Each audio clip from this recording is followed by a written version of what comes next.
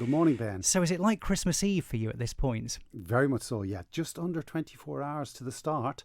So we've got everything in place. Kind of, the race is going to happen now. We've spent weeks upon weeks, if not months, organising. So we're all ready to go.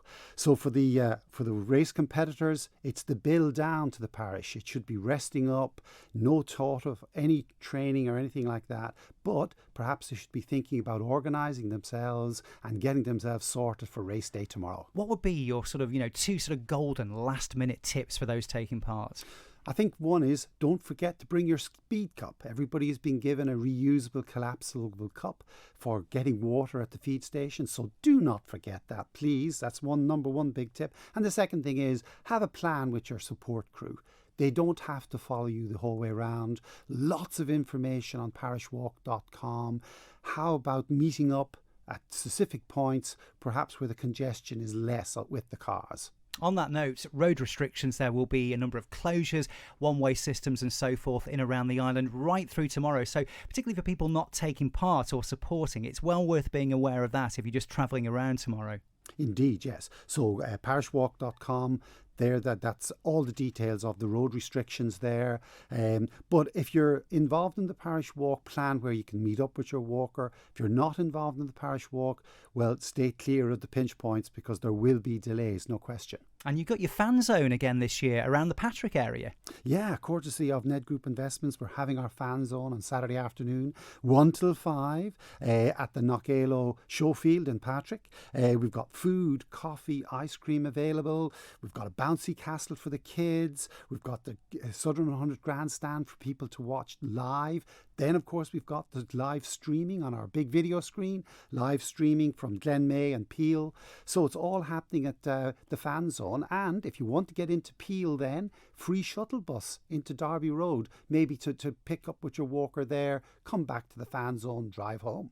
It's worth mentioning about COVID. That's been our main story this morning, the rising cases on the island. And this inevitably has had a bit of an effect on competitor numbers this year. Yeah, we're already noticing a number of withdrawals due to COVID. Now, normally we don't have a refund system for injury or whatever not turning up. But what I would say to people is, do please contact Race Secretary. Let us know who you are and if you have COVID and you can't compete, because we will review that decision and perhaps try to make a gesture for rollover entries for 2023. Got to ask you as well, Ray, Paul Atherton, last year's winner, fantastic race for him last year. Has he got to be in the running again, or is there anybody else do you think going to be snapping at his heels? Who do you think will be first across the line tomorrow night on Douglas Promenade? Well, we've got the usual suspects. Paul is super fit. He has been doing a lot of endurance events. So my worry is, does he do one too many? That would be on the back of my mind. Simon Gaughan, very fast out of the blocks and last year. And he led for certainly the southern half of the course, looking fantastic last year. Yeah. So does Simon, a year more experienced, a year more training in the legs, will he then be a little bit more cautious at the first half of the course and try to hang on?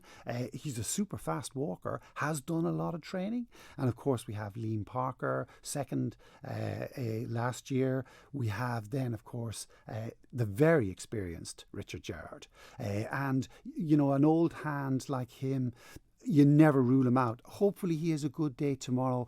He's got no other distractions this year. So I fancy for Richard to be in the mix. We'll be watching very closely. And just finally, the weather is looking pretty good. Yeah, having had scorching hot weather and the most glorious evenings for registration on Wednesday and Thursday, I was concerned we were in for a scorcher. But good news, Manx Radio weather forecast says it's going to be fresh and a nice breeze, which is what the walkers want.